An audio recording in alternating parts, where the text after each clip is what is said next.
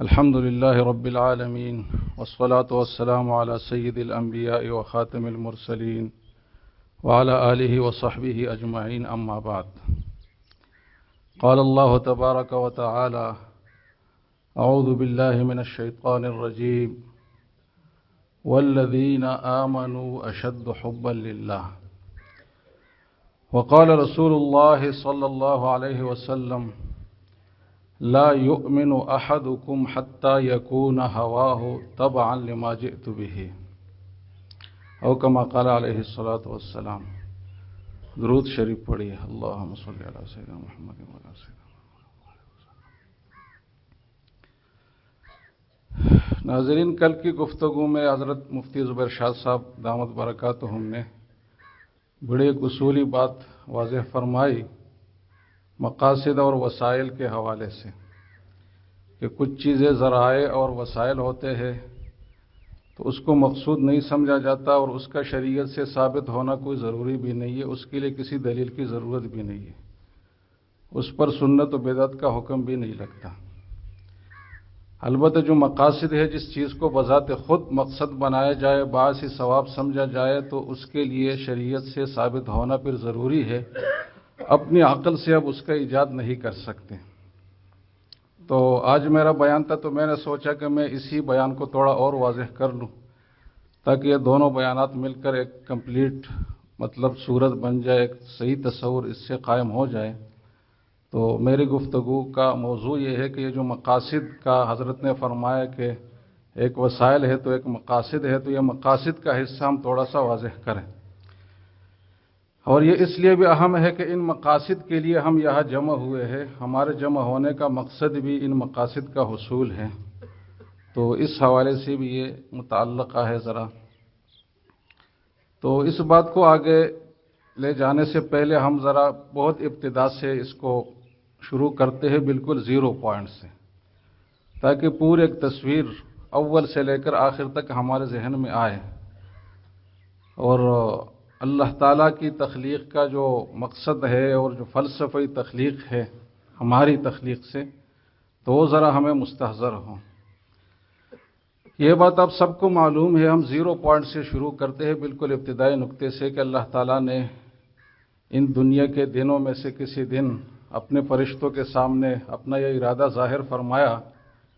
کہ انی جاعل فی الارض خلیفہ، کہ میں اس زمین میں اپنا ایک نائب بنانا چاہتا ہوں. نائب کا مطلب یہ ہوتا ہے کہ وہ کام کرے جو اصل کے کرنے کے ہوتے ہیں. تو اللہ نے فرمایا کہ جو میرے کرنے کے کام ہے، تو میں کچھ ایسے ہستیوں کو پیدا کرنا چاہتا ہوں جو میری جگہ میرا کام کرے. تو اس کو خلیفہ کا نام اللہ نے دیا، اور اس کے پیدائش کا مقصد واضح کیا کہ یہ میری جگہ کائنات کا نظام چلائیں گے میری مرضی کے مطابق، اور یہ ان کی زندگی کا مقصد ہوگا.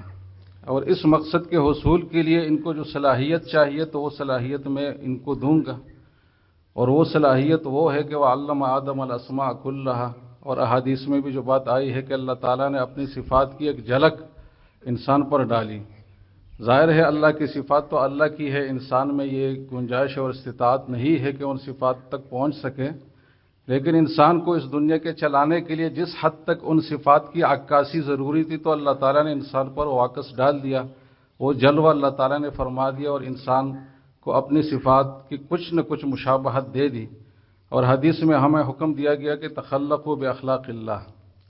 اور بصفات اللہ، کہ اللہ کے جو اخلاق اور صفات ہے اس کو اپنانے کی کوشش کرو. تو یہ ایک ٹارگٹ انسان کو دیا کہ میرے جو صفات ہے اس کو اپنا کر آپ نے دنیا کا نظام چلانا ہے. اور اس نظام چلانے میں آپ کو جو رہنمائی کی ضرورت ہوگی، تو میں اپنی طرف سے اس کا انتظام کروں گا. فَإِمَّا يَأْتِيَنَّكُم مِّنِّي هُدًى فَمَن تَبِعَ هُدَايَ فَلَا خَوْفٌ عَلَيْهِمْ وَلَا هُمْ يَحْزَنُونَ، جیسے کہ پوری آیات ہیں.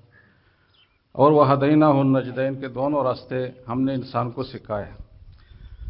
تو یہ خلیفہ جب بن گیا اور اس دنیا پر اس کا وجود برقرار رہا اور جاری رہا، تو اس نے دونوں قسم کے کرتب دکھائے، دونوں قسم کے کرشمے دکھائے. وہ کرشمے بھی دکھائے جو اللہ تعالیٰ کو مطلوب تھے اور جو اس کے پیدائش کے مقصد تھے، تو وہ ہدایت کے اعلیٰ مناظر بھی اس انسان کی وساطت سے اس دنیا میں آئے، لیکن دوسری طرف سرکشی کے وہ بھیانک مناظر بھی اس انسان کے ذریعے سے اس دنیا میں ظاہر ہوئے، اور یہ کشمکش حق و باطل کا، رحمان و شیطان کا، نفس اور انسان کا، یہ چلتا رہا اور انبیاء کا سلسلہ بھی قائم و دائم تھا۔ آخری آمد اس سلسلے میں ہمارے خاتم الانبیاء حضرت محمد صلی اللہ علیہ وسلم کی ہوئی۔ حضور صلی اللہ علیہ وسلم کی ہستی اس اللہ تعالیٰ کے اسکیم کی سب سے اعلیٰ ترین منزل تھا، اور انسان کے معراج اور ترقی کا سب سے اعلیٰ ترین مظہر تھا۔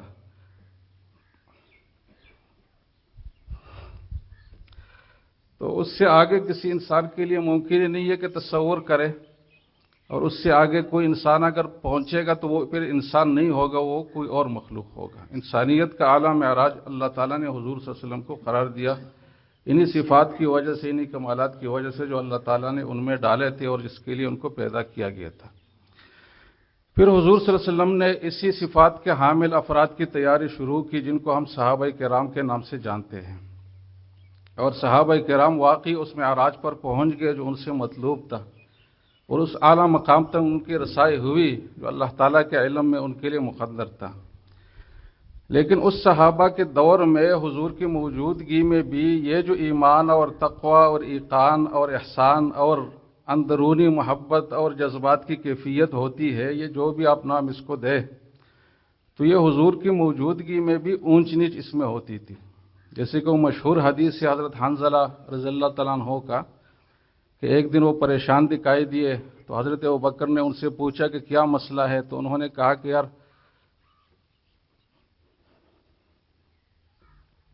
مجھے لگ رہا ہے کہ ہم منافق ہیں،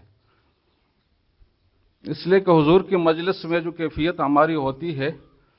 تو اس کے بعد وہ نہیں ہوتی جب ہم گھروں میں اور بچوں میں آتے ہیں، تو یہ کچھ منافقت سی مجھے لگ رہی ہے۔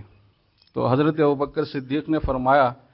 کہ اگر یہ بات ہے تو یہ تو مجھے بھی ہے، تو پھر مجھے بھی احساس ہو رہا ہے کہ یہ کچھ کمی ہے، تو جا کر ہم حضور سے پوچھتے ہیں۔ تو حضور نے فرمایا کہ بھائی بات یہ ہے کہ اگر آپ اسی کیفیت میں رہے جو میرے ساتھ اور ذکر کے وقت جو میرے ساتھ اب ہوتے ہیں، جو کیفیت آپ کی ہوتی اندرونی، اگر اس کیفیت پر آپ 24 گھنٹے اور پوری زندگی رہے تو پھر آپ انسان ہی نہیں رہیں گے، فرشتے بن جائیں گے، اور فرشتے پھر آپ کے ساتھ مصافحہ کریں گے گھروں میں اور راستوں میں۔ لیکن ولاکن ساعۃ و ساعہ، یہ وقت اور وقت کی بات ہوتی ہے، تو آپ میری مجلس میں جس کیفیت میں ہوتے ہیں، تو اگر بعد میں وہ کیفیت برقرار نہیں رہتی تو یہ کوئی پریشانی کی بات نہیں ہے۔ تو مطلب یہ ہے بات کرنے کا کہ حضور کی موجودگی میں بھی کیفیات میں عروج اور تنزل یہ چیزیں صحابہ کو محسوس ہوتی تھی۔ اور حضرت انس رضی اللہ عنہ کا جو روایت ہے مشہور کہ حضور کی زندگی میں جو کیفیت تھی اور پھر حضور کا جب وصال ہوا جو کیفیت تھی، تو اس میں بھی زمین و آسمان کا فرق صحابہ کو محسوس ہوا۔ اب دیکھیں ہم کہاں سے بات ہم نے شروع کی ہے کہ حضور کی موجودگی ہے، صحابہ ہے، اور اس میں کیفیات کی اونچ نیچ ہوتی ہے، پھر صحابہ ہی ہے اور قرن اول ہے اور خیر القرون کا پہلا ہی حصہ ہے، زمانہ ہے، اس میں یہ کیفیت بیان کی جا رہی ہے۔ اس سے ہم ذہن میں ذرا رکھ لیں کہ آج ہم کس دور میں جی رہے ہیں۔ تو حضرت انس کی روایت ہے کہ جب حضور صلی اللہ علیہ وسلم مدینہ تشریف لائے تو اضاء منہا کل شیء، کہ ہر چیز میں ایک روشنی آ گئی،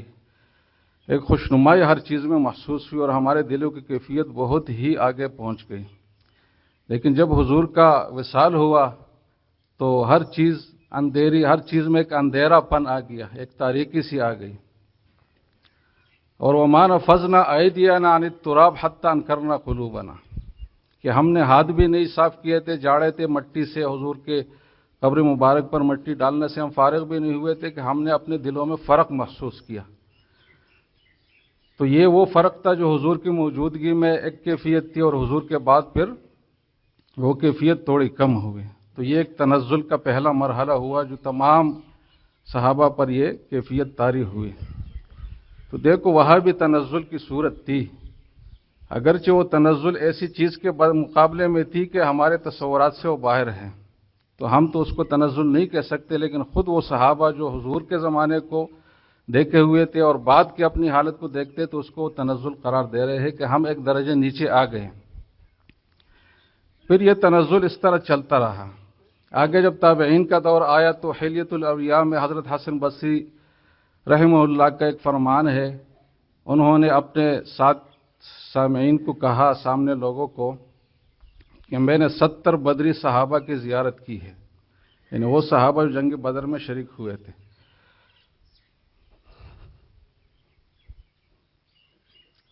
اور وہ اس کیفیت میں تھے کہ اگر آپ لوگ ان کو دیکھتے تو آپ ان کو مجنون اور پاگل سمجھتے، اور اگر وہ آپ کو دیکھتے تو اگر وہ آپ کے بہترین لوگوں کو دیکھتے جو آپ کے سب سے دیندار اور اعلیٰ درجے کے لوگ ہیں، تو بھی وہ صحابہ کہتے کہ ان لوگوں کا آخرت میں کوئی بڑا حصہ نہیں لگ رہا،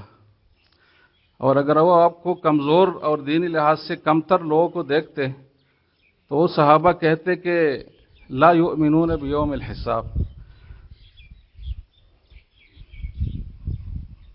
کہ یہ تو سرے سے مسلمان ہی نہیں ہے، ان کو تو قیامت کا ایقان اور اذعان اور یقین ہی نہیں ہے۔ تو دیکھ حضرت حسن بصری اپنے سامنے تابعین کو یہ بات فرما رہے ہیں۔ تابعین وہ لوگ تھے جن کا ہم تصور بھی نہیں کر سکتے کہ وہ کتنے اعلیٰ درجے کے لوگ تھے۔ خود حضرت حسن بصری کے میں آتا ہے کہ ان کو جب کوئی دیکھتا تو اگرچہ یہ کوئی عمل بھی نہ کرتے، کوئی بات بھی نہ کرتے، صرف کوئی دیکھتا تو بھی بہت بڑا اللہ کے تعلق کا مرتبہ اس کو نصیب ہوتا صرف دیکھنے سے۔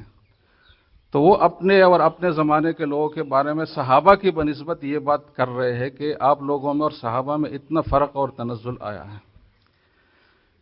اس سے ہم اندازہ لگائے کہ ہمارے پیغمبر کی جو کیفیت تھی اللہ کے تعلق کے حوالے سے، اور پھر اس کے بعد صحابہ کی تھی اور اس کے بعد تابعین کی تھی، وہ کتنے اعلیٰ درجے کی تھی مطلب۔ اور صحابہ سے جو اللہ نے اتنا بڑا کام لیا کہ پوری دنیا پر اسلام ان کے ذریعے سے نافذ ہوا،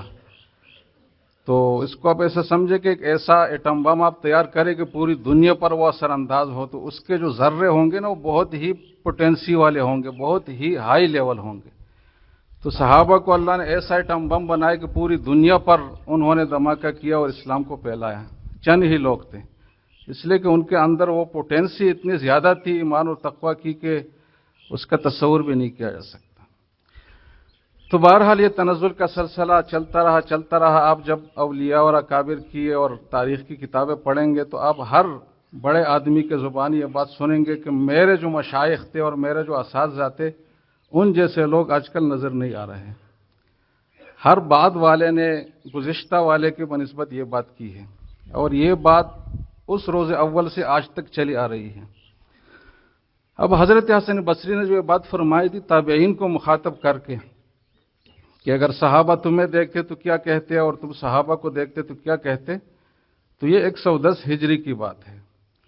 اور آج ہم 1447 ہجری میں بیٹھے ہوئے ہیں، مطلب کچھ 1373 سال بعد ہم ہیں ان کے۔ تو جب اس وقت یہ کیفیت تھی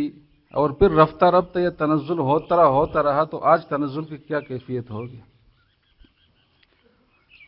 لیکن آج اس تنزل کی کیفیت میں بھی جب ہم دیکھتے ہیں تو ایسے اولیاء اللہ ہمیں نظر آتے ہیں، اللہ کے بندے اور مقرب ہستیاں، کہ ہم یہ سوچتے ہیں کہ بھائی ان سے بڑا کوئی نیک نہیں ہو سکتا، یہ اللہ کے اتنے نیک بندے ہیں۔ ہمارے خود حضرت مفتی صاحب رحمہ اللہ بھی اسی طرح کے ایک ہستی تھے جو ان کی صحبت اٹھاتا اور ان کی تمام صفات کو قریب سے دیکھتا تو یہ کہتا کہ یار یہ نیکی کا اعلیٰ درجہ ہے۔ لیکن آپ سوچیں کہ یہ 1447 سال بعد آدمی کی کیفیت ہے، تو جو صحابی بدری اور روز اول کا صحابی ہو اس کی کیا کیفیت ہوگی ایمان اور تقوی کی۔ تو یہ ذرا سوچنے کی بات ہے، اور یہ بھی ذرا سوچنے کی بات ہے کہ اس ایمان اور تقوی میں اللہ نے کتنے درجات رکھے ہیں اور کتنا فرق مراتب اللہ نے اس میں رکھا ہے۔ لیکن چونکہ اس دین کی یہ تنزل تو چلتا رہا اور پوری تاریخ اس پہ شاہد ہے، لیکن دوسری طرف ایک حقیقت ہے کہ اس دین کی حفاظت کا وعدہ اللہ نے لیا ہے، اور اس دین کی حفاظت اس کے محافظین کے ذریعے ہی ہوگی۔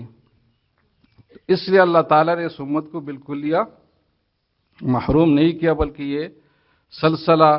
تعلق مع اللہ کا جاری رہا اور آج تک الحمدللہ ہم اس سے محظوظ ہوتے رہے ہیں۔ تو یہ اللہ کی نعمت عظمیٰ ہے کہ یہ سلسلہ اللہ نے جاری رکھا، اور اس تنزل کے وقت بھی ترقی کے وہ اعلیٰ مدارج نظر آتے ہیں کہ ہمارے لیے بس وہی آخری ترقی کے مظاہر بظاہر لگتے ہیں۔ تو یہ سلسلہ جب آگے چلا تو یہی تصوف کا سلسلہ کہلایا، اور یہ وہ بات ہے جو مفتی زبیر صاحب نے کہا کہ مقاصد۔ تو اس مقاصد کو ذرا ہم آگے تھوڑا سا کھولتے ہیں کہ کیا مطلب ہے اس کا، اور وہ مقاصد ہے کیا اور شریعت میں اس کی اہمیت کیا ہے۔ تو اس بات کو اگر بہت ہی مختصر انداز میں لے لیں تو حدیث جبریل جو ایک مشہور حدیث ہے، اس میں حضرت جبرائیل کی حضور سے ملاقات ہوئی ہے، اس ملاقات میں کچھ سوال و جواب ہوا ہے۔ تو اس میں ایک یہ بات بھی ہے کہ حضرت جبرائیل نے حضور سے پوچھا کہ احسان کیا ہے، احسان کی کیفیت کیا ہے، جس کا قرآن میں بار بار تذکرہ ہے اور جس پر اللہ کی محبت اور قرب کے وعدے ہیں، اور جو عبادات کو اعلیٰ درجے میں قبول کرنے کا ایک ذریعہ ہے۔ تو یہ احسان کیا چیز ہے؟ تو فرمایا گیا کہ ان تعبد اللہ کأنک تراہ فإن لم تکن تراہ فإنہ یراک، کہ اب اللہ کی عبادت اس استحضار اور حضور قلبی کے ساتھ کرے، اس دیان اور یقین کے ساتھ کرے کہ گوئے کہ اب اللہ کو دیکھ رہے ہیں۔ لیکن اگر یہ کیفیت آپ کو حاصل نہیں ہو پا رہی تو پھر دوسرے درجے میں یہ کیفیت بھی کافی ہے کہ آپ یہ سوچیں کہ اللہ تعالیٰ مجھے دیکھ رہا ہے۔ تو یہ جو احسان کی کیفیت ہے، جو مقاصد شریعت میں سے اعلیٰ ترین مقصد ہے، اس مقصد کے حصول کا نام تصوف ہے۔ تو یہ دین میں کوئی بدعت نہیں ہے، کوئی نئی چیز نہیں ہے، بلکہ دین کے اعلیٰ ترین مقاصد کے حصول کا ایک ذریعہ ہے۔ اور اس کو تصوف کا نام اس لیے دیا گیا کہ تصوف جو ہے یہ صوف سے ہے، صوف اون کو کہتے ہیں، اور عربی میں ہے کہ جس فعل سے، جس لفظ سے باب تفاعل بن جائے تو اس میں پہننے کا معنی آتا ہے، جیسے کہ تقمص کا مطلب قمیص پہننا، تو تصوف کا مطلب ہے اون کا لباس پہننا۔ تو ایسے لوگ جو اللہ والے ہستیاتی ابتدائی دور میں ان کا کچھ ایسا لباس رہا ہوگا اس لیے نام پڑ گیا، لیکن یہ لباس اور یہ نام اس کا اصل مقصد ہے نہیں۔ اصل مقصد یہ احسان کی کیفیت ہے جو حدیث میں، جس کو اعلیٰ درجہ اور مومن کا معراج قرار دیا گیا۔ تو اس احسان کی کیفیت کے حصول کو آسان بنانا، یقینی بنانا، یہ مقصد شریعت ہے۔ اور یہ جو کچھ ہو رہا ہے یہاں جو آپ دیکھ رہے ہیں، یہ خانقاہ جس مقصد کے لیے قائم ہوئی ہے، اور دنیا میں اور بھی بہت سارے خانقاہ ہیں، یہ اس مقصد کے لیے قائم ہوئی ہے۔ لیکن اللہ کا بڑا فضل ہے کہ ہم جس ماحول میں ہیں نا، جس خانقاہ میں، تو میرا خیال یہ ہے کہ حرمین کے بعد شاید ہی دنیا میں کوئی ایسی مؤثر جگہ ہو اور ایسا مؤثر ماحول ہو جو یہاں اللہ تعالیٰ نے ہمیں دیا ہے، تو اس کی ہمیں قدر کرنی چاہیے۔ تو یہ جو احسان کی کیفیت ہے، اس کی مزید گہرائی میں اگر آپ جائیں تو اس کے پیچھے ایک اور چیز ہے جو آیت کریمہ میں نے تلاوت کی تھی، والذین آمنوا اشد حبا للہ، کہ یہ جو احسان کی کیفیت آپ کو حاصل ہوگی، یہ کب حاصل ہوگی، اس کے پیچھے اصل جڑ کیا ہے؟ تو اصل جڑ یہ ہے اللہ تعالیٰ کی محبت، اور یہ اصل دین کا بنیادی ستون اور مرکزی نقطہ ہے۔ اسی سے تمام شاخیں آگے پھوٹتی ہے۔ حب رسول اسی سے نکلتا ہے، اطاعت رسول اسی سے نکلتا ہے، قرآن اور قرآن تعلیمات اسی سے نکلتی ہے، جہاد فی سبیل اللہ کی قربانی اسی سے نکلتی ہے، خدمت خلق کا جذبہ اسی سے نکلتا ہے۔ جو بھی خیر اور نیکی کے پہلو ہے تو اس کی بالکل بنیادی جو بیج ہے وہ محبت الہیہ ہے، اور والذین آمنوا اشد حبا للہ ہے۔ آج صبح کے بیان میں ہم نے حضرت کا مکتوب سنا کہ اللہ کی محبت کتنی اہم چیز ہے، اور اس کو حضرت نے کتنا لاجیکل بنایا کہ اگر آپ عقلی انداز سے بھی سوچیں تو اللہ کی محبت کے علاوہ کوئی چیز انسان کے پاس ہے نہیں، اس لیے کہ محبت کے لیے جو صفات چاہیے تو اللہ کے علاوہ کسی اور میں ہے ہی نہیں سر سے۔ تو عقلی طور پر بھی محبوب بننے کے لیے اللہ ہی متعین ہے، کوئی اور آپ کا ہو ہی نہیں سکتا۔ تو یہ محبت الہیہ اس دین کا معراج ہے اور اس دین کی اصل بیج ہے، اور یہ محبت ہم سے اس درجے میں مطلوب ہے کہ سورہ توبہ کی جو آیت نمبر 24 ہے، طویل آیت ہے، اللہ تعالیٰ فرماتے ہیں کہ اگر آپ کے باپ اور بیٹے اور تمام رشتہ دار اور اموال اور کاروبار اور جو بھی آپ کی مرغوب چیزیں ہیں،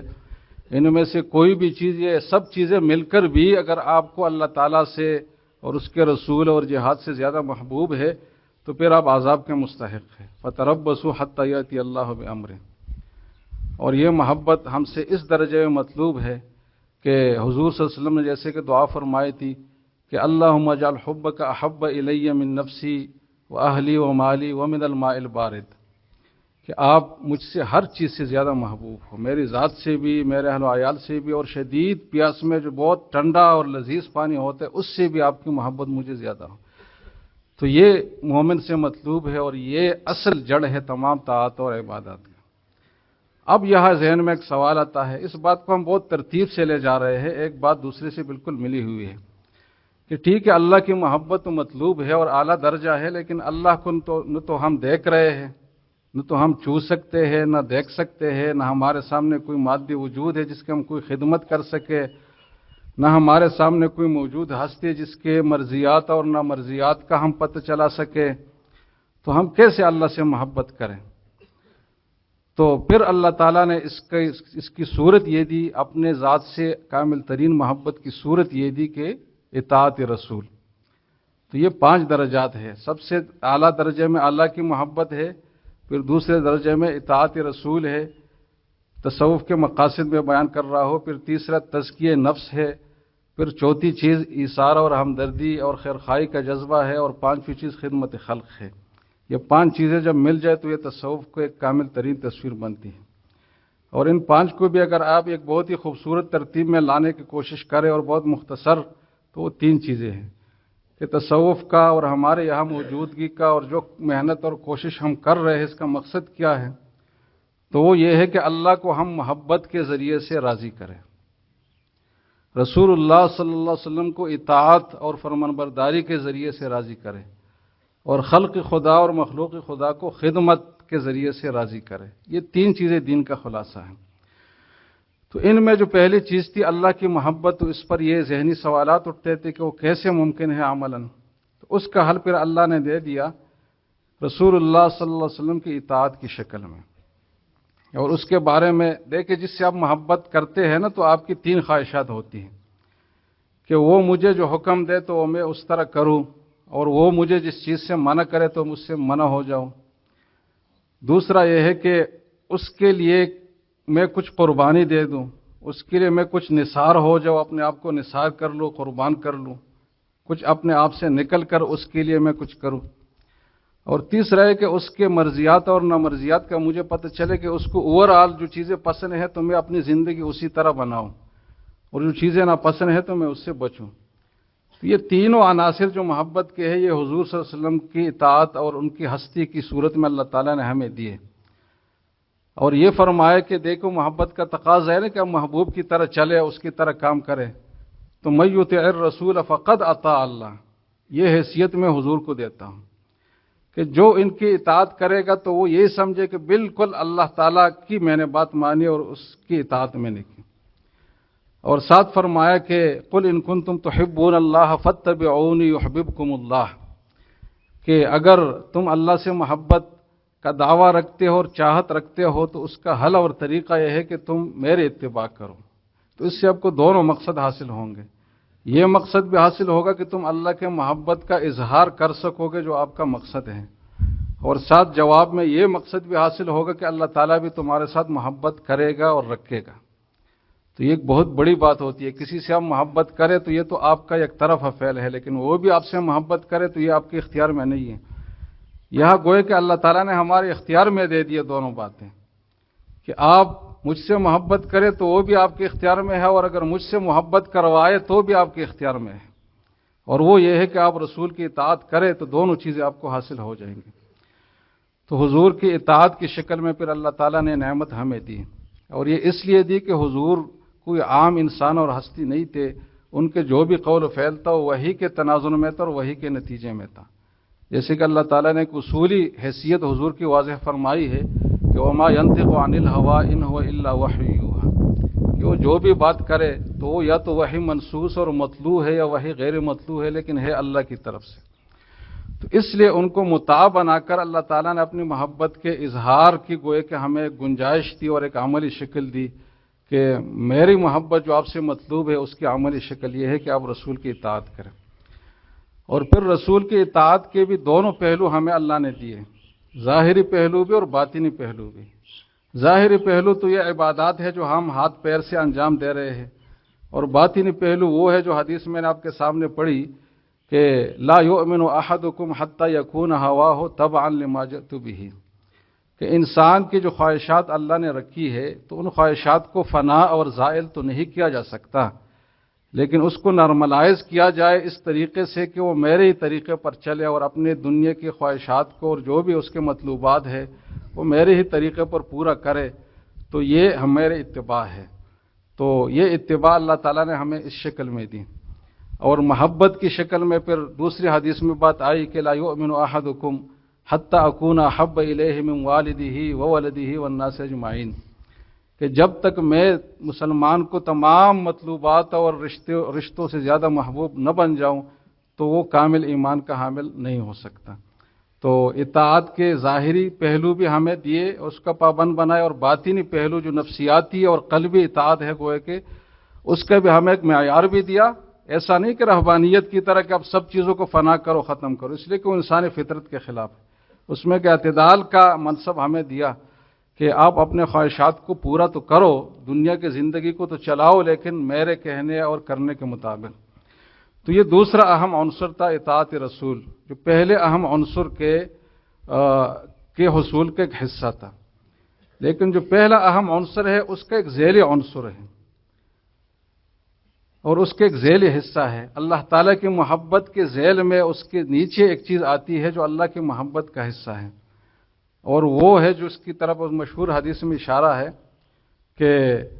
آپ میں سے کوئی بھی کامل مومن اور اللہ کی محبت کا حاصل کنندہ نہیں ہو سکتا جب تک وہ میری عیال یعنی میری مخلوقات کے ساتھ رحم اور شفقت کا معاملہ نہ کرے۔ تو اللہ تعالیٰ نے اپنے کمزور بندوں کے ساتھ شفقت، احسان، اکرام، خدمت کے معاملے کو اپنی محبت کا حصہ بنائے کہ اس کے بغیر آپ کی محبت مکمل نہیں ہوگی۔ تو اللہ کی محبت مقصد ہے، بندوں کی خدمت اس کے ایک ذیلی حصہ ہے، اور اس کا راستہ جو ہے سبیل مستقیم اور صراط مستقیم، جس کا ہم ہر نماز میں دعا مانگتے ہیں، وہ رسول اللہ صلی اللہ علیہ وسلم کی اطاعت ہے۔ ابھی اسی اطاعت کے نتیجے میں پھر تزکیہ نفس آتا ہے، اور یہ اس دین کا روح ہے، اور روح ایسی چیز ہوتی ہے جو بظاہر نظر نہیں آتی لیکن پورا دار و مدار اسی پر ہوتا ہے۔ ہم جو ظاہر میں نظر آتے ہیں تو ہم اصل میں یہ نہیں ہے جو نظر آ رہے ہیں، اصل میں ہم وہ ہے جو نظر نہیں آ رہے ہیں، جو ہماری روح ہے۔ تو دین کا بھی ایک ظاہری حصہ ہے اور ایک باطنی حصہ ہے۔ اس دن حضرت کے ملفوظات کے حوالے سے جو صبح کی مجلس میں بات ہوتی ہے، بہت ایک قیمتی بات سامنے آئی کہ دیکھیں قرآن و حدیث میں کبھی بھی اعمال پر فضائل اور مطلب وعدے نہیں کیے گئے کہ جنہوں نے نماز پڑھی تو ہم یہ کریں گے ان کے لیے، بلکہ اگر نماز کے بارے میں کوئی بات اور وعدہ آیا بھی ہے تو الذین هم فی صلاتہم خاشعون کے قید کے ساتھ آیا ہے۔ اس طرح اللہ تعالیٰ کے جتنے بھی نعمت اور جنت کے وعدے ہیں تو وہ صفات کے اوپر ہے، اعمال کے ظاہری ڈھانچے کے اوپر نہیں ہے۔ اس لیے کہ اعمال کا ظاہری ڈھانچہ تو ایک ڈھانچہ ہے، لیکن اس کے پیچھے جو اصل روح ہے تو وہ یہ تزکیہ نفس ہے۔ تو یہ شریعت کا گویا کہ ایک باطنی حصہ ہے، جو بنیاد ہے، جو ہمیشہ ملحوظ رکھنا چاہیے، جس کے ایک سیکنڈ کے لیے بھی چھٹی نہیں ہے، جس کے لیے کوئی وقت بھی متعین نہیں ہے۔ باقی عبادات کے لیے تو شرائط ہے، اوقات ہے نا، نماز سب سے اہم ترین عبادت ہے، لیکن اس کے 5 اوقات ہے اور بہت سارے شرائط ہے۔ حج تو پوری زندگی میں ایک بار ہے، زکوٰۃ سال میں ایک بار ہے، لیکن جو تزکیہ نفس کی جو کیفیت ہے اور یہ جو ذمہ داری ہے انسان کی، یہ دن رات 24 گھنٹے ہیں۔ اس سے نیند کی حالت بھی خالی نہیں ہے، اگرچہ اس کا طریقہ الگ ہے کہ آپ باوضو ہو کر سوئے اور تہجد کی نیت کے ساتھ، اور وہ اس نیند کو آپ عبادت بنائے، لیکن وہ بھی اس عبادت بنانے سے اور تزکیہ کی کیفیت سے خالی نہیں ہے۔ تو یہ تزکیہ نفس اہم ترین مقصد ہے دین کا، اور یہ اصل روح ہے، اور اس کے بغیر دین کا کوئی مطلب اور معنی ہی نہیں ہے۔ وہ صرف ڈھانچہ ہے جس کے اوپر کوئی اثر مرتب نہیں ہوگا۔ اس دن جو میرا بیان ہوا تھا اسی موضوع پر تھا کہ ایک حقیقت ہے اور ایک صورت ہے، تو ہمیں جو نتائج نہیں مل رہے تو اس وجہ سے کہ ہم صورت کے تو حامل ہے لیکن حقیقت سے ہم محروم ہیں۔ تو یہ تزکیہ نفس بنیادی ہے، اور یہ ایسی بنیاد ہے جو شریعت کے، جیسے کہ میں نے عرض کیا کہ تمام مقاصد اور عبادات کی روح ہے۔ 4 بڑے بڑے عبادات ہیں، آپ اس کی گہرائی میں جائیں گے، مثلا نماز لے لیں تو اقیم الصلاۃ لذکری، اور دوسری طرف ان الصلاۃ تنہی عن الفحشاء والمنکر، اور تیسری طرف ہے کہ جس کی نماز اس کو فحشاء اور منکر سے نہ روکے تو وہ نماز ہی نہیں ہے۔ ان ساری باتوں کو ملائے تو نتیجہ یہی ہے کہ نماز کا مقصد تزکیہ نفس ہے۔ زکوٰۃ اور صدقات واجبہ، سورہ توبہ کی آیت ہے کہ خذ من اموالہم صدقۃ تطہرہم وتزکیہم بہا، تو اس کا مقصد بھی تزکیہ نفس نکلا۔ رمضان کا تو مقصد ہی تقوی اور تزکیہ نفس ہے۔ حج کے بارے میں ہے فلا رفث ولا فسوق ولا جدال فی الحج، اور پھر فضیلت کے وعدے بھی ایسے ہی حج پر ہے جس میں اندر سے آدمی حج کرے، اپنے دل کا حج کرے۔ تو ان عبادات جتنے بھی اہم ترین اعمال ہے شریعت کے پیچھے تزکیہ نفس ہے۔ اگر یہ تزکیہ نہیں ہے تو عبادات بے روح ہیں۔ اسی تزکیے کے حصول کے لیے یہ تصوف کے سلسلے ہے، اور یہ مرکز جس میں ہم بیٹھے ہوئے ہیں اس مقصد کے لیے ہے۔ تو یہ تیسرا اہم مقصد ہے۔ چوتھی چیز جو ہے وہ رواداری اور عفو اور درگزر کے اخلاق اپنانا۔ یہ بہت بڑے چیلنجنگ چیز ہے انسان کی زندگی میں، کہ آپ کے مزاج کے خلاف بہت ساری چیزیں ہوں گی، بہت سارے کام ہوں گے، تو ان کاموں سے اگر وہ خلاف شریعت ہے تو ان سے بچنا بھی ہے، لیکن ساتھ ساتھ آپ نے عفو اور درگزر اور ساتھ ساتھ یہ کہ برداشت اور ان چیزوں کی بھی آپ نے رعایت رکھنی ہے۔ تو انسان جب عملی زندگی میں جائے تو اس پہ عمل کرنا بہت مشکل ہوتا ہے، اور یہی اصل امتحان ہوتا ہے انسان کا کہ وہ یہاں کیا کرتا ہے۔ جیسے کہ حضرت حسن رضی اللہ عنہ کا واقعہ ہے کہ ان کے غلام سے غلطی ہوئی، تو وہ غلام بڑے ہوشیار تھے۔ اس زمانے کے غلام بھی ہمارے علماء اور بڑے بڑے مشائخ سے زیادہ علم رکھنے والے ہوتے تھے، اور یہ اسلام کی خوبی تھی کہ انہوں نے غلاموں کو وہ حیثیت دی کہ علم کی صورت میں ان کو آقا بنایا امت کا۔ صحابہ اور تابعین میں کئی ایسے لوگ ہیں جو غلام تھے لیکن آج ہم کو آقا سمجھ رہے ہیں اپنے دینی، اس لیے کہ ان کو دین کا علم اور تقوی حاصل تھا۔ تو حضرت حسن کے غلام سے غلطی ہوئی، تو غلام کو تو پتہ تھا کہ یہ آیت کو سن کر اس سے متاثر ہوں گے اور اس کے تقاضے پر فوری عمل کریں گے، تو اس غلام نے ان کے سامنے یہ آیت پڑھی کہ والکاظمین الغیظ والعافین عن الناس واللہ یحب المحسنین۔ تو جیسے حضرت حسن نے آیت سنی تو انہوں نے کہا کہ ٹھیک ہے، میں نے اپنے غصے کو دبا لیا، اس پہ قابو پا لیا، میں آپ کو کوئی سزا نہیں دوں گا۔ تو انہوں نے کہا کہ یہ تو پہلے لفظ پر آپ نے عمل کیا، دوسرا لفظ ہے والعافین عن الناس، تو اس پہ تو آپ نے عمل نہیں کیا۔ تو انہوں نے کہا کہ ٹھیک ہے، میں نے آپ کو معاف بھی کر دیا، آپ کے لیے میرا دل صاف بھی ہو گیا، آپ سے میرا کوئی دنیا اور آخرت میں مطالبہ نہیں ہوگا۔ انہوں نے کہا کہ پھر بھی آپ نے پورا کام نہیں کیا، تیسرا ہے واللہ یحب المحسنین۔ تو انہوں نے کہا کہ ٹھیک ہے، اس پہ بھی میں عمل کرتا ہوں، میں تمہیں آزاد کرتا ہوں۔ تو یہ عفو اور درگزر کی بات ہے۔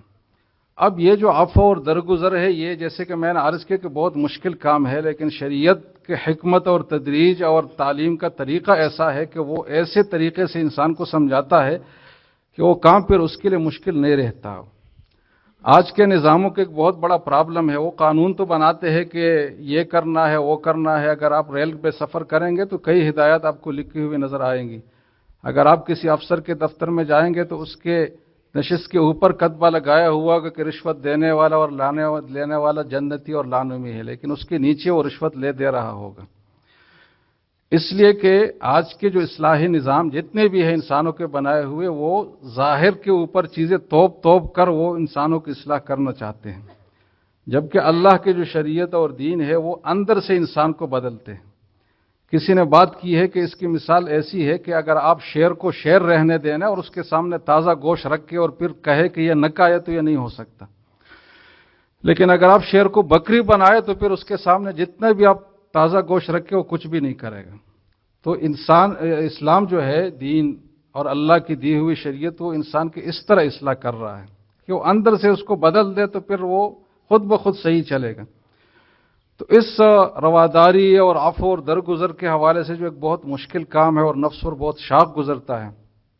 تو اس کے لیے اندر سے دل سے شریعت نے شروع کیا کہ دل سے کچھ تبدیلی لائی جائے، اور دو چیزیں اس کے لیے تجویز کر لی گئی۔ جیسے کہ مشہور حدیث ہے کہ لا یؤمن احدکم حتی یحب لاخیہ ما یحب لنفسہ، کہ تم میں کسی وقت تک اس وقت تک آدمی کامل مومن ہی نہیں ہو سکتا جب تک اس کے دل میں یہ بات اور یہ معیار نہ بن جائے کہ جو اپنے لیے پسند کرتا ہے وہ اپنے بھائی کے لیے بھی پسند کرے۔ اور دوسری حدیث میں ہے کہ تمام مسلمان جو ہے یہ ایک بنیان واحد، ایک تعمیر کی طرح ہے، ایک دیوار کی طرح ہے، یشد بعضہ بعضا، اور اگر اس میں ایک کو کوئی تکلیف ہو تو دوسرا وہ تکلیف محسوس کرے، جیسے کہ بدن کے ایک حصے میں تکلیف ہو تو تداعی لہ سائر الجسد بالسہر والحمى، کہ باقی بدن بھی بے خوابی میں اس کے ساتھ اور تکلیف برداشت کرنے میں شریک ہوتا ہے۔ تو ایک مسلمان کے دوسرے سے ایسا ریلیشن شپ، ایسا رشتہ ہو تو اندر سے دل سے تبدیل کرنے سے شروع کر لیں، تو جب یہ باتیں ہو جائیں گی تو پھر کوئی مشکل نہیں ہوگا کسی انسان سے عفو اور درگزر کرنا اور اس کے لیے محبت کے جذبات رکھنا۔ تو یہ ایک چوتھا پوائنٹ ہے اور چوتھا مرحلہ ہے، اور آخری اور پانچواں مرحلہ چونکہ وقت کم ہے تو میں اختصار کے ساتھ گزر رہا ہوں، خدمت خلق، اور یہ بہت بڑی چیز ہے۔ ہمارے حضرت رحمہ اللہ کے زندگی میں اگر آپ نمایاں چیز دیکھنا چاہیں نا تو یہ خدمت خلق ہی ہے، کہ انسانوں پر رحم اور شفقت اور ان کے لیے اپنے آپ کو قربان کرنا، اپنے راحت، مال، جان، ہر چیز کو قربان کرنا اور ہم وقت اس کا خیال رکھنا، اور اپنی تکلیف بھی اس وجہ سے ظاہر نہیں کرنا کہ انسان کو دوسرے کو تکلیف ہوگی۔ تو یہ بہت بڑی چیز ہے۔ حضرت نظام الدین اولیاء رحمہ اللہ نے فرمایا ہے کہ قیامت کے بازار میں سب سے اعلیٰ ترین سودا یہی ہوگا انسان کا کہ وہ دوسرے کے دلوں کو راحت پہنچائے۔ اس کی قدر و قیمت ہمیں وہاں نظر آئے گی کہ یہ کتنی بڑی بات تھی، اور یہ اتنی بڑی بات ہے کہ حضرت ابن عباس جب ایک بار اعتکاف میں تھے تو ایک آدمی آئے اور ان کے سامنے شکوہ کیا کہ فلاں آدمی کا میرے اوپر قرضہ ہے، میں ادا بھی نہیں کر سکتا، وہ مجھے معاف بھی نہیں کر رہا، میں بہت ٹینشن میں، پریشانی میں ہوں۔ تو حضرت ابن عباس نے فرمایا کہ ٹھیک ہے، میں سفارش کے لیے آپ کے ساتھ جاؤں گا۔ تو جب وہ مسجد سے نکلنے لگے تو اس شخص نے یاد دلایا کہ آپ تو اعتکاف میں ہیں۔ تو انہوں نے فرمایا کہ کوئی بات نہیں ہے، میں نے اس صاحب قبر رسول اللہ صلی اللہ علیہ وسلم سے سنا ہے کہ جو آدمی کسی مسلمان کے ضروری کام میں جائے اور اس کے ذریعے سے پھر اس مسلمان کا کام ہو بھی جائے تو اس کو 10 سال کے اعتکاف کا ثواب ملے گا، اور اعتکاف کا ثواب اتنا بڑا ہے کہ ایک دن کے بدلے میں اللہ تعالیٰ 3 خندق تک انسان کو جہنم سے دور کر دیتا ہے، اور ایک خندق اتنا ہے جیسے کہ ایک آسمان اور زمین کا فاصلہ اور ایک آسمان اور دوسرے کا فاصلہ۔ تو یہ اتنی بڑی چیز ہے، اس سے اللہ کا اتنا قرب نصیب ہوتا ہے خدمت خلق سے۔ حضرت سید احمد شہید رحمہ اللہ جو ایک بہت بڑی ہستی گزرے ہیں، حضرت ابو الحسن علی ندوی کے کتاب رحمہ اللہ کی تاریخ دعوت و عظیمت، جو طلبہ لکھنے پڑھنے والے لوگ ہیں ضرور یہ کتاب پڑھیں، اور اس میں پھر جو آخری 2 جلدیں حضرت سید احمد شہید رحمہ اللہ کے حوالے سے وہ ضرور پڑھیں۔ تو حضرت سید احمد شہید اتنی بڑی ہستی تھے کہ جب آپ ان کی تاریخ پڑھیں گے تو آپ کہیں گے کہ صحابہ کے بعد بس بالکل یہ ڈائریکٹ جس کا نمبر آتا ہے نا وہ یہی آدمی ہیں، صحابہ اور تابعین کے بعد، اتنی بڑی ہستی۔ لیکن ان کی زندگی کا سب سے اہم ترین جو کام تھا وہ خدمت خلق ہی تھا، اور اس کے ایسے ایسے واقعات ہیں کہ آدمی حیران ہو جاتا ہے کہ ایک انسان دوسرے کے لیے اتنی قربانی بھی دے سکتا ہے اور اتنی خدمت بھی کر سکتا ہے۔ تو اس خدمت خلق کے ذریعے سے اللہ کو راضی رکھنا ہے، اور یہ اتنی بڑی عبادت ہے جیسے کہ مشہور حدیث ہے کہ الساعی علی الارملۃ والمسکین کالقائم لا یفطر وکالصائم لا یفطر، کہ کسی مجبور اور بے سہارا کے تعاون میں لگنا اس کا ثواب ایسے جیسے کہ آدمی کڑا رہے اللہ کے سامنے عبادت میں اور اس کو کوئی سستی لاحق نہ ہو، اور ایک آدمی جو روزوں میں رہے اور وہ کوئی افطار نہ کرے، اتنا بڑا ثواب اس کا ہے۔ اس لیے شیخ سعدی نے فرمایا تھا کہ طریقت بجز خدمت خلق نیست بتسبیح سجادہ و دلق نیست، یہ طریقت جس سے ہم اللہ کا قرب حاصل کرنا چاہتے ہیں، یہ خدمت خلق کے علاوہ کوئی مفہوم اس کا ہے نہیں، کوئی مطلب ہے نہیں۔ صرف تسبیحات گمانے سے اور جا نمازوں پر بیٹھنے سے یہ مقام حاصل نہیں ہوتا۔ تو یہ خدمت خلق تصوف کا اور اللہ کے قرب کے حصول کا بہت ہی مؤثر ترین ذریعہ ہے۔ اس مختصر وقت میں زیادہ تو بات نہیں کر سکتا، لیکن اس میں ہمارے جو خدمت والے ساتھی ہیں ان کے لیے بہت بڑی خوشخبری کی بات ہے کہ ان کو اللہ تعالیٰ ایک ایک کام پر اتنا اجر عطا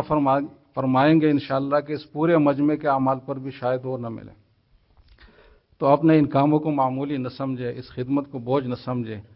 اور اس کو اپنے لیے بہت بڑی سعادت سمجھے، اور یہ سمجھے کہ اللہ کا ہمارے اوپر خاص کرم ہے، ہم کسی کے اوپر احسان نہیں کر رہے کہ ہم اس کی خدمت کریں، بلکہ اس کا ہمارے اوپر احسان ہے کہ ہم اس کی خدمت میں آئے۔ جیسے کہ حضرت حکیم الامہ نے فرمایا نا کہ جو آدمی انفاق فی سبیل اللہ کرے تو وہ یہ سوچے کہ میرا اس مسکین پر کوئی احسان نہیں ہے کہ میں نے اس کو کچھ دیا، اس کا میرے اوپر احسان ہے کہ اس کے ذریعے سے میں اس انفاق فی سبیل اللہ کے ایک بابرکت عمل کا مطلب میں عامل رہا اور اس پہ میں عمل کر سکا۔ تو خدمت والوں کا یہی جذبہ ہونا چاہیے اور ہمارا ان کے لیے دل میں یہی جذبہ ہونا چاہیے کہ یہ ہم سے بہت آگے لوگ ہیں، اور حقیقت بھی یہی ہے۔ اور ایسے لوگ یا خدمت کر رہے جو ہم سے کروڑوں درجہ بہتر ہے، صحیح بات ہے، لیکن اللہ تعالیٰ نے ان کو نوازا ہے، خدمت خلق میں لگائے ہیں۔ تو یہ وہ مقاصد ہے جس کی طرف کل مفتی صاحب نے اشارہ کیا تھا کہ جس میں کسی کا کوئی نزاع نہیں ہے، کوئی اختلاف نہیں ہے، اور ان مقاصد کا حصول پھر ان ذرائع سے ہوتا ہے۔ تو ہم ذرائع پر اصرار نہیں کر رہے، اگر آپ کو یہ ذریعہ سمجھ نہیں آ رہا تو بہرحال دوسرا کوئی ذریعہ اختیار کرے، لیکن ایسا ذریعہ ہو جو تجربہ شدہ ہو، جو واقعی آپ کو اس مقصد تک پہنچائے، تو کوئی حرج کی بات نہیں ہے۔ دنیا میں جیسے کہ مشہور ہے نا کہ طرق الوصول الی اللہ بقدر انفاس الخلائق، کہ اللہ تک پہنچنے کے ذرائع اتنے جیسے کہ انسان کے سانس، تمام انسانوں کے سانس اتنے زیادہ ہے، تو کسی میں کوئی حصر تو نہیں ہے۔